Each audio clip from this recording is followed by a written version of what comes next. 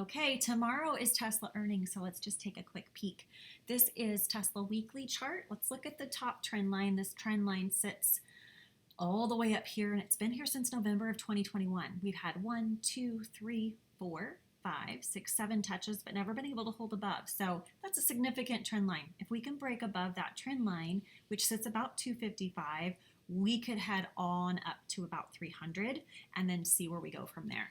300 is going to be sitting somewhere in this little area right here. So you can see lots of chop, lots of double tops and bottoms. So that would be a point where we could possibly stop somewhere in there. So be mindful if we head that direction.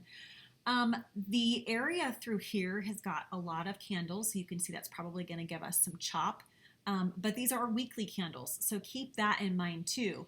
We may head up for a week and pull back the next week, but this area could definitely give us some up and down, and that's about 224 to about 250, I believe. Yeah, 224 to about 250.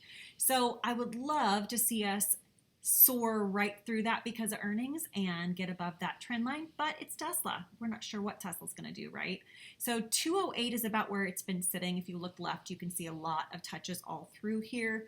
We've got 200 underneath that. That's another big level, 198, 180, and 163. So this trend line down here, if we were to go all the way down to that trend line, then that's going to be sitting about 132-ish, somewhere in there. So if we do come down and tumble, we'll see how far we actually can go. It's about 130, it looks like. So if we go from 200 to 130, that's a pretty significant drop and a great time to grab those leaps while you're down there, right?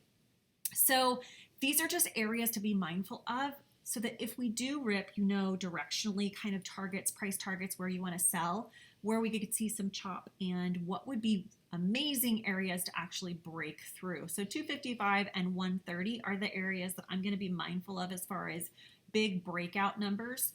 Anything in the middle, you just kind of keep track of what these levels are, and honestly, a lot of these levels down here are just going to be bounce zones. So be mindful of that. I'm very curious to see what happens. I'm excited. I hope we get a really nice big move in either direction. But let's see what happens.